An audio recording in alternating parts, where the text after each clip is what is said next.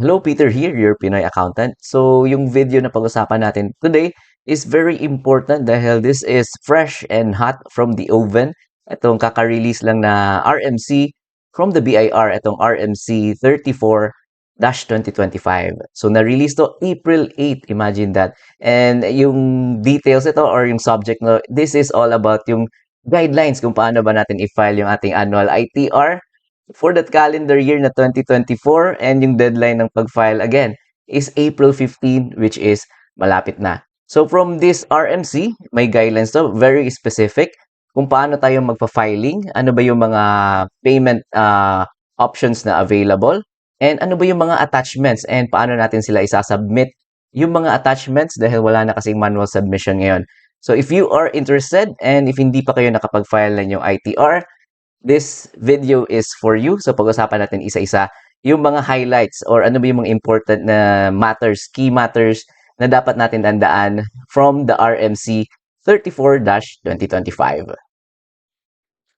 So again, the RMC 34-2025 is the guidelines. Ito yung annual income tax return guidelines for filing for the taxable year na 2024. So sinummarize ko lang yung nilalaman ng RMC na ito. And yung ano lang dito is we don't need to worry.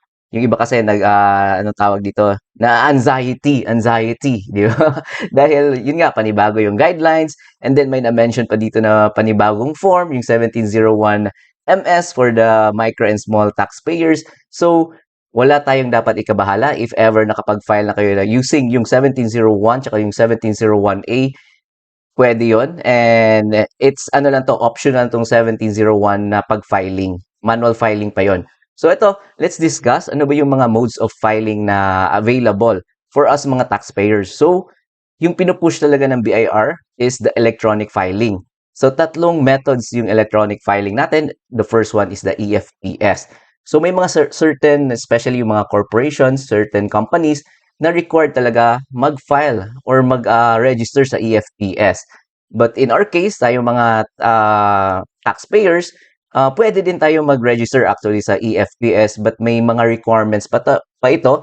Kailangan pa natin mag-submit ng letter, yung request or intention letter, letter of intent, na mag-avail tayo ng EFPS. So, yung pinaka-available talaga sa atin is yung number 2, EBIR forms. So, madali lang i-download yan from the website of BIR. And then, may mga video tutorials na din tayo niyan kung paano ba gamitin yung 1701, 1701A. So, if may ano kayo, 8% pa kayo, optional standard deduction, itemized deduction. So, may mga videos tayo niyan. Yung mga mixed income earners din natin, may videos tayo niyan. So, you can just check yung mga previous videos ko or you can go dun sa ating description. Isa-summarize ko na lang so that mas easier for you. For example, 8% kayo. Ano ba yung videos na that you should watch or if OSD kayo and if mga itemized deduction kayo. So, we have yung mga video tutorials so you can check them out. So, EBIR forms, it's very easy to use, very convenient. So, yun yung mga tutorial videos natin, previous na videos, you can watch them. And last but not the least, yung tax software providers. So, nasa RMC din. Actually, may mga other list pa yan. So, yung mga popular lang is yung ito, like Taxumo. If you heard of it na, Taxumo, and then the One Tax. So, ito yung mga example, yung mga tinatawag natin na tax software providers. So, pwede kayong mag-file through them. So, yung second naman, ito yung bago talaga sa ating RMC. So, marami talagang na ano dito na anong tawag dito na shock kumbaga na uy, may ano pala panibagong ITR form na gagamitin. And that is yung 1701 MS. So, actually ano lang to. This is optional lang ha. If you will opt for the electronic filing, ang gagamitin natin is still the 1701A and the 1701. So, if mixed income earner kayo, again, mixed income is 1701. And if nag-a-avail kayo ng itemized deduction, 1701 din yung gagamitin natin. If purely business kayo or practice of profession, and then nag-avail kayo ng 8% or optional standard deduction, 1701A naman yung gagamitin natin. But in this, itong panibagong RMC, yung binabanggit dito is may bago talagang ITR for the micro and small taxpayers. And this is the 1701-MS. So anong ibig sabihin niyan? That is micro and small taxpayers. So again, if we will look back, if we will review yung EOPT pa lang yan, is na-categorize na yan. Micro taxpayer is those individual taxpayers na yung gross annual sales nila is less than 3 million. And yung small taxpayers naman, pag 3 million and going to less than 20 million yung annual gross sales nila, yan yung mga small taxpayers. So again, if you will fall doon, I think most, if not all of us, 'di ba, doon nabibilong sa micro and small taxpayers. Because 'di ba 20 million sales pababa, 'di ba? Ano tayo niyan? Micro or small taxpayers. So yan, taas-taas sa mga kamay. Sino ba yung mga ano diyan, may less than 20 million? And yung may mga 20 million and above sales, wow. Sana all, 'di ba? So eto, yung pag in-opt nyo naman, so option yan, optional. So if ever gusto nyo mag-manual filing, 1701 micro and small taxpayer na form yung gagamitin natin. So tatlong copies doon, ifa-file nyo or you will file it and pay in the authorized agent bank. So may list yung BIR niyan sa website. Kung anong RDO kayo, may list niyan anong bank. For example, China Bank or BPI, and may address doon kung anong branch yung applicable sa RDO nyo. Or you have also an option na magpe-pay kayo online, and then yung ITR itself, 3 copies, and so isasubmit nyo yon sa inyong RDO, yung ITR nyo, and yung proof of payment. For example, may EG yung gamit nyo sa pagbayad nun, or Maya, so i-attach nyo yung, isasubmit nyo yon yung ITR nyo, yung 1701 MS, and yung proof of payment like Maya or MyEG doon sa inyong RDO. So ito yung ating panibagong form, yung 1701 MS, or this is for the micro and small taxpayers. So if yung annual gross sales ninyo is below 20 million, applicable to sa inyo. So in most cases, I assume na most of us dito nabibilong sa micro and small taxpayers. So if ever you would opt nga na gamitin ito, na manual kayo mag-file, pwedeng-pwede. But I highly recommend talaga na EBIR form yung gamitin natin, is 1701 or the 1701A. So that mas easier, di ba, online na hindi nyo na kailangan pumunta sa AABs to file and pay for your ITR. So ito yung panibagong form, 1701MS. So again, applicable lang ito sa micro and small taxpayers. So if you would want to use this, sinubukan ko mag-fill out nitong 1701MS. Yung downside lang ng form na ito is manual yung computation. So manual nyo talaga i-input yung mga figures. Wala siyang automatic na addition and subtraction. So unlike dun sa EBIR form na automatic siya, i-add niya and subtract siya ng mga 2307, yung mga income tax payments in the previous quarters. So using this form, manual nyo talagang i-input and manual yung computation. So yun lang yung downside nito, but the good thing is yung form na ito, actually easy to use yung form na ito, editable siya, madali siyang i-edit, i-click nyo lang yung mga boxes, and then with your keyboard, pwede nyo nang i-input yung mga figures na kailangan. So madali lang siya, friendly siya when it comes yung sa pag-edit nito. So again, if you would want to use this form, kailangan yung i-download ito. So you can just check yung ating description down below so that mas madali nyo mada-download itong form na 1701MS. So again, this is optional lang ha, hindi to siya mandatory na pag micro kayo or small taxpayers na ito yung gagamitin nyo. This is just an option for us na gustong mag-file manually. So if hindi naman, EBIR form, yung 1701 and 1701A yung gagamitin natin, and yun nga, may videos tayo yan. You can just check yung ating description for the videos. And next natin, is the modes of payment. So again, dalawa yung modes of payment natin, may manual tsaka online. So yung highly recommended dito is online. Online tayo. So that hindi nyo na kailangan mag-line up do sa authorized agent banks. And for sure, madaming mataas ang pila niyan because it's almost April 15 na, madami na yung gustong magbayad, 'di ba? Yung rush, kumbaga rush hour na ng pag-submit and pagbayad ng ITR.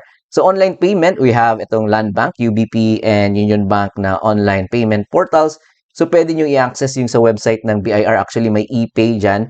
So that, i-click nyo lang yung mga links dyan. so that you will go doon sa website ng Land Bank, DBP, Union Bank. So ipopost ko lang din sa ating description, i-check nyo lang so that i-click lang ninyo, you will go to the website of the BIR, yung e-pay nila. And yung highly recommended ko din dito is itong Maya tsaka MyEG. So Maya, using your phone, using your app, pwede kayo magbayad ng income tax payments ninyo. And may video din tayo niyan, Maya, and sa paggamit ng MyEG, may video din tayo niyan. So i-check nyo lang yung description natin down below. So next natin is yung manual naman, authorized agent banks. So yung gagawin nyo dito is may list kasi dito, you check itong website ng BIR kung anong RDOs kayo, specific yan to your RDO, anong mga banks yung authorized na mag-receive mag-receive ng payment and yung ITR ninyo. So ito yung mga example na banks, China Bank, Land Bank, BPI, Metro Bank, PNB at madami pang iba. So i-check nyo lang kung ano yung mga applicable banks sa inyong RDO using itong website ng BIR. Itong bir.gov.ph/authorized agent banks. So again, ito yung last option talaga if wala daw authorized agent banks, but I presume madaming authorized agent banks na available sa inyo. So if wala daw talaga, you can pay sa inyong RDO through the Revenue Collection Officer. So pupunta kayo sa RDO nyo and doon kayo mismo magbabayad ng inyong ITR. But take note, may limit lang yung cash nito. I think 20,000. And pataas niyan, kailangan manager's check yung gamitin natin. So, yun lang yung ating modes of payment. Again, online and manual. So, push natin yung online. So, next naman is yung mga attachments naman to the AITR. So, dito na yung book sa, yung mga confusion. Kumbaga, kahit ako, medyo na-confuse tayo dito. Ano ba talaga yung mga required na attachments and paano ba ito isa-submit? So, again, wala nang manual submission ng inyong attachments. So, lahat ng attachments is through EAFS na. So again, may video tayo dyan. Check nyo lang yung ating description down below. So online na yung submission, mapaano man kayo EFPS, mapaano man kayo EBIR form, kahit kung nag-manual man kayo nag-file nung 1701 na MS, ay required pa din kayo mag-submit ng itong mga attachments through EAFS. So yung manual submission daw niyan is in case lang na may down. I mean, in case may system unavailability, hindi ma-access yung EAFS, and may advisory from BIR. May official statement, kumbaga, na down yung ating EAFS, so pwede nating i-manual na pag-submit yung ating mga required attachments. So, quick discussion lang, run through sa mga required na attachments. So, again, madami din confusion dito, like if for example, wala siyang 2307 and wala naman siyang 2316, kailangan niya pa ba mag-attach ng kailangan niya ba mag-register sa EAFS or kailangan niya ba ng required attachments? So, with the help nitong RMC 34-2025, at least, 'di ba, na may guidance na, may guidelines na, kung ano ba talaga yung mga required attachments. So, ito yung mga required attachments sa ating ITR. First is the filing reference number. So, kung EFPS lang kayo filing reference number yung inyong attachment. If EBIR forms naman yung gamit natin, kagaya natin, most of us, yung attachment natin is the tax return receipt confirmation email. So, after yung isubmit sa EBIR form, may email kayo matatanggap na na-receive na ng BIR within the day or the following day. So, yun yung isa-save nyo as PDF. So, again, may video tayo niyan sa EAFS. I-check nyo lang. So, next is the proof of payment, acknowledgement receipt of payment. So, if online yung ginamit nyo, Maya or MyEG, makakatanggap din kayo sa email ng proof of payment naman. So, kailangan yung i-save yun in PDF and kailangan yung i-attach. So, next natin is the Certificate of Independent CPA duly accredited by the BIR. So again, if required kayo mag-submit ng audited financial statements, so if yung sales nyo ay above 3 million, yung annual sales nyo above 3 million, so kailangan nyo ng audited financial statements and kasali na doon yung Certificate of Independent CPA, yung kanyang opinion with regards to your audited FS. So, unaudited FS naman, again, if kayo itemized deduction or BMBE kayo, required kayo mag-submit ng unaudited financial statement. So, yung balance sheet, income statement, required kayo mag-submit niyan. So, next natin is the notes to the audited financial statement. So, alam na ng ano yan, mga auditors or yung mga ano natin yan, mga independent CPA, kasali na yung notes. Audited FS, yung opinion nila, audited FS, and the notes to the audited FS. So next natin is yung ito, madami ding confusion dito is the statement of management responsibilities. So madami nagtatanong, wala naman, for example, wala daw siyang FS, required ba siya mag-submit ng statement of management responsibilities? Ang sagot natin dyan is yes, required. Dahil yung SMR na tinutukoy dito is the SMR for the annual ITR. So may revenue regulation ng BIR niyan na lahat na magsasubmit ng annual ITR ay required mag-submit ng Statement of Management Responsibilities. So may sample tayo niyan. I-check nyo lang yung ating link sa ating description. So next is, ito yung pinaka-bulk again ng attachment is the 2307, yung PDF copies nito. If ever man na ginamit nyo as deduction to your tax due, kailangan nyo i-attach yung 2307 mismo. And take note, required yan na signed. Signed nyo yung 2307 and sign ng income taxpayer ninyo, yung nabigay ng 2307, yung i-attach ninyo. So next natin, again, itong mga list na ito, itong mga attachments is kung ano lang yung applicable sa inyo. If hindi naman applicable sa inyo, hindi nyo kailangan hanapin or hindi nyo kailangan i-attach. So next natin is the BIR Form 1606. So again, hindi to common, withholding tax remittance return for onerous transfer of real property other than capital asset. So ano lang yan, huwag na nating idagdag sa ating problema. If wala kayo niyan, wala kayo niyan. And next is the 2304, the Certificate of Income Payments not subjected to withholding tax. So again, hindi din to common. May mga income payments na not subjected to withholding tax, mga personal properties, for example. May mga ano yan, example. But in most cases, wala din tayong 2304. And next natin is ito, another common to 2316 or the Certificate of Compensation. So if ever kayo mixed income earner or may multiple employers kayo, required yung i-attach yung 2316. And then next natin, again, related to sa ating mga 2307, yung pag-file naman natin ng SAUT or the Summary Alpha List of Withholding Taxes. So required yung i-attach yung acknowledgement receipt or the validation report, yung email niyan. Pagkatapos yung i-submit sa e-submission, mag-i-email back yung e-submission ng acknowledgement receipt or the validation report. So yun yung i-attach natin sa ating AITR. So next is, again, itong mga succeeding list dito is kung ano lang yung applicable sa if wala naman, hindi nyo kailangan i-attach. Next, duly approved tax debit memo, proof of foreign tax credits, proof of prior year's excess credits. So, kung if ever man applicable sa inyo, kailangan nyo i-attach yung previously filed yun na ITR and the proof of payment na din sa inyong previous na ITR. And then next is the proof of other tax credits payments and the BIR form number 1709. Again, hindi din to common information return on transactions with related party. So, ito yung kabuuan ng ating RMC 34-2025 o yung AITR guidelines and hoping na makapag-submit kayo before April, the deadline, before the April 15.